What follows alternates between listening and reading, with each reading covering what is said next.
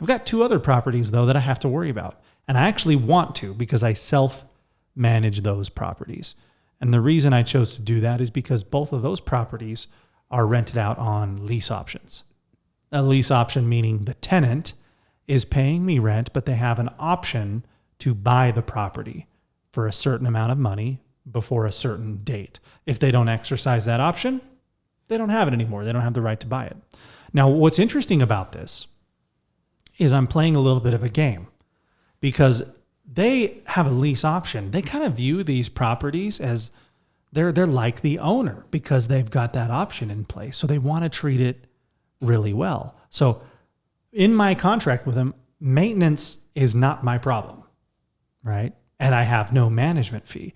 These people take a check to the bank and deposit it for their rent every month. If something is broken, I don't hear about it.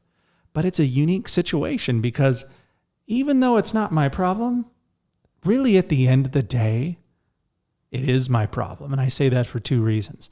One reason being, one time one of the tenants sent me a text message and there's this giant tree on the front lawn of one of the properties. And they told me, hey, just for your info, this tree is looking like it's about to fall over. And they sent me pictures. The roots are coming up out of the ground. It's leaning. And this is a massive, massive tree in the Midwest. It's been there for a bajillion years. And was that tenant equipped to deal with that situation, right? Even though the maintenance is their problem. Can I just leave that thing? I wasn't ready to take the risk. And so I had a tree removal company come out there and it cost a good chunk of money. They had to take it down in pieces and then pull it out.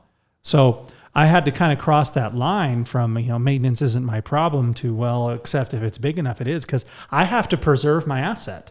Yeah, what if that tree would have fallen over on it? Yeah, what's going to happen to the lease option, right? They're done. They don't care. They're not going to exercise the option. So another problem I could potentially have here is what if they don't exercise the option and they move out? Now I don't have a property manager. Somebody's got to go over there and check this place out. And you know what? It's probably going to be a dump because I've not been handling maintenance. I don't know what they've been doing. Maybe it's the gold standard. Maybe they've taken perfect care of this property all this time. Or maybe it's just completely trashed. They lost that pride of ownership. Over time, the desire to buy it just kind of faded, right? So there's that risk. However, what if they do buy it? What if they come through? I get a good bump. I haven't had any maintenance or management fees all along the way. They're going to pay, the way you incentivize somebody to do this is they're paying slightly below retail than what they could get on the open market. That's going to be an absolute grand slam. So in this case, a property manager wasn't necessary.